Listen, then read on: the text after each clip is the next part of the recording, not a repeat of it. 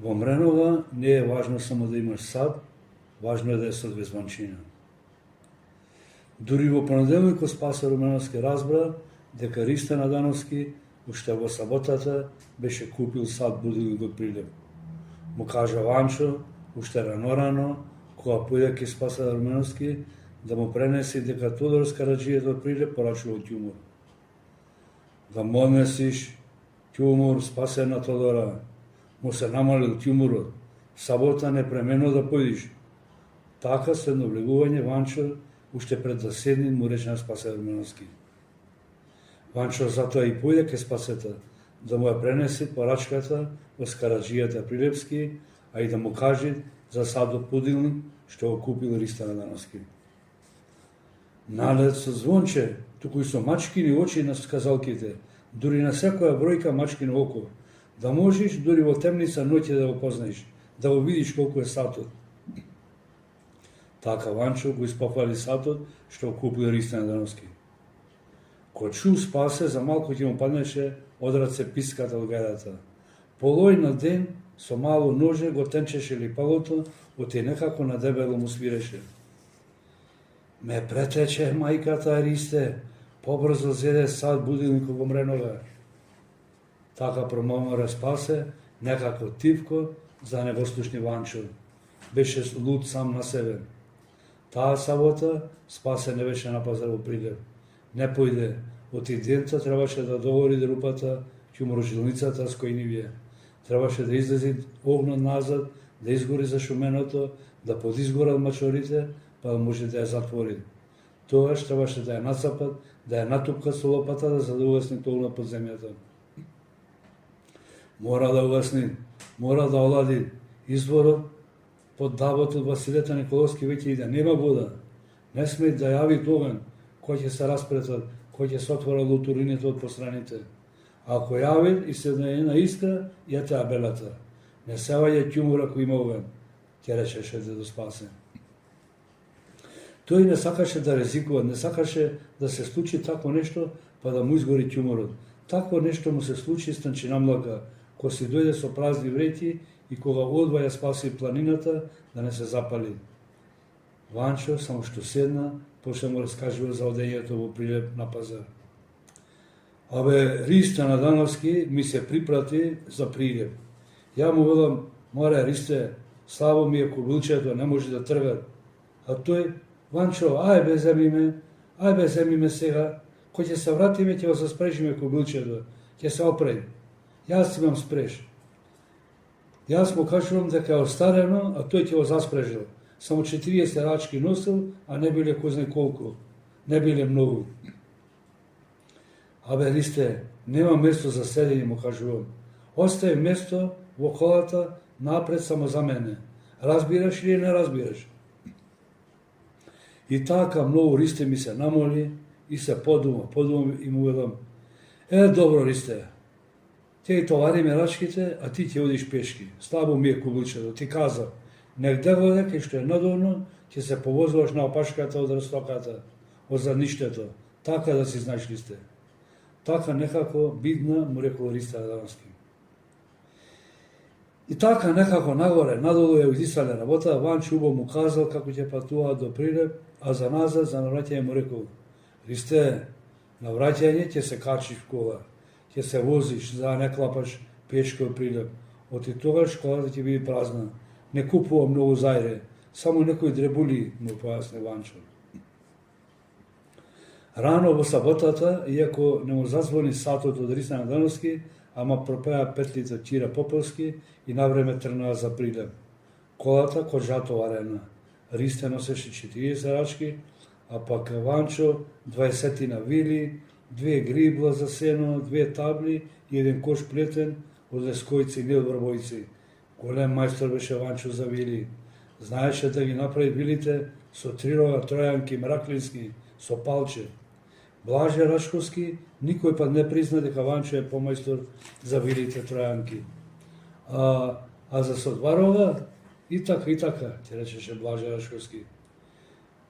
Абе, многу убав вилорник има Ванчо, дурпијата му е солунска, од таму купена, уште дедо му Јон, тој е донесол некој пат. а и вилочките се дренојци, уште од татка му, и се еднакви за еднакво да ги држи дроговите на вилата. И поубав рокан има, затоа се убави вилите. Прави, мазни, сувој свиткани рогови. Така велеше Блаже, велеше ама колку да не си признаи за големата му историја на Ванчо. Ванчо кажуваше за одењето во прилеп, а на Спасето уму му беше во сатот од Ристјан Дановски. Итар беше Спасе и не сакаше да се издај, да се забележи, за да не се дошига Ванчо дека му е мака од Ристија го претече да купи попрво сат будилник. Спасе, нешто слушна, нешто не слушна, точно му го кажуваше Ванчо, некако пождригна се поднакашна и мало се заобиколено го подпраша Ванчо. Сад будилник велиш купи Ристјан Дановски, а? Зеде. Му покажа продавачот, го понаучи за коордисување, за работа, а и за звонење му кажуваше Ванчо. Абе, со едно или со две звончини е сатот? Праша Спасе. Со едно, му рече Ванчо и му ја подаде кутијата да го проба тутуно здробен с кришум, наварно што му го направи целе рачко. Кога му каза Ванчо дека сатот е со едно звонче, на Спасето му лесна му дојде душа. Значи и со едно звонче. Помал се гласно, повеќе гум, си промрмора Спасе.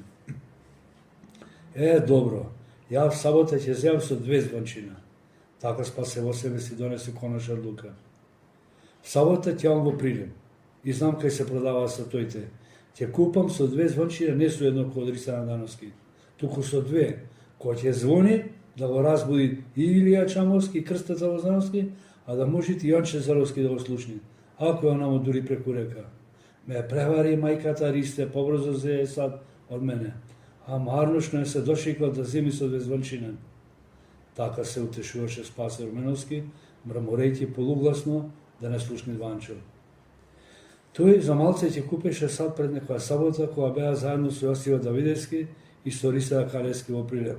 Ама се заматкаа со шушки-пушки низ пазарот, Јосиф купуваше подопашник, а Спасе разведуваше прапорци, узенги, ама не помисли дека некој друг ќе го превари, ќе го претече да земи сад, дека некој друг ќе биде побрз од него.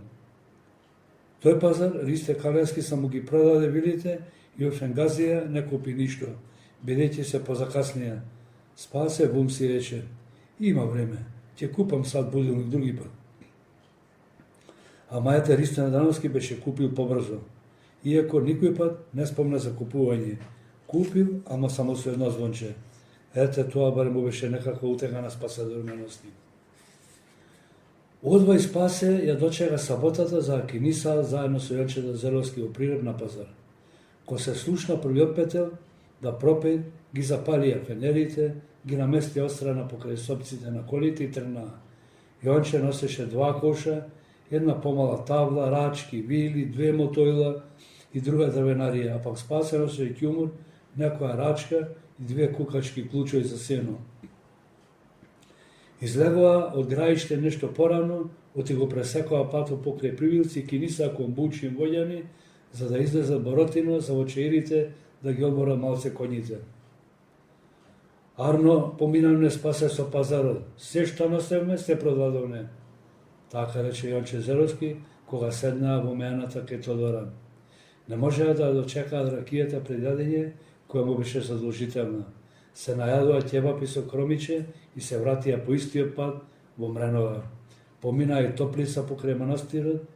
Иако беше глувадова, не го видела ваперот претворен во јаре, што врескат, молејќи се да го земат за да го повозат и него во колата.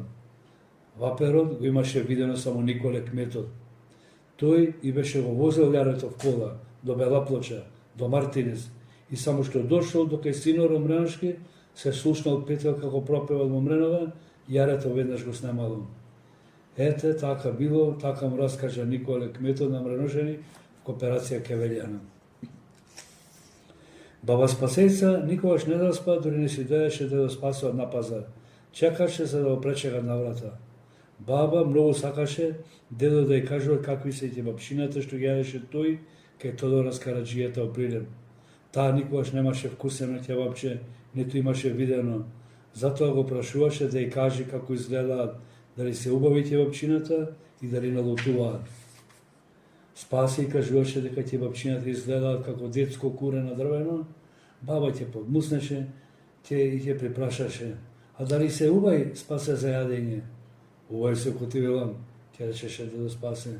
А на баба, дури се помнеше устава столиги, пак ќе попрашаше, ами спасе, дали налутуваат тие ќе бабчината?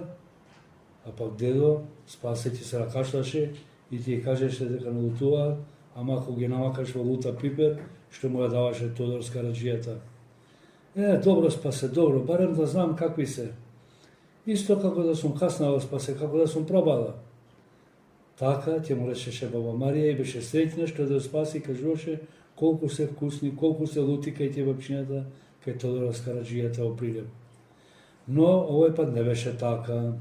Само што го пречека баба Марија на прагот, дедо уште не влезен дома, на баба и подаде една хартиена ќесурка полна со ќебапчина. Во тој момент само таа си ја знаеше границата на незината среќа и никој друг. Со баба беше така, ама со мене беше поинаку. Тоа враќање од пазар јас многу се налутив на да спасета што не ми купи лубеница. Тој редовно ми носеше како награда зашто ми ги напасував цело лето нивните 6 заедно со нашите 5 говеда. Бев дете на 11-12 години. Но кога ми кажа дека парите ги потрошил за да купи сад будилник со 2 звончина и дека тој е единствен таков сад во Мренова, јас се реков, а ако не јадам лубенца, барем ќе се фалам со сатот од да спасета дека е со 2 звончина.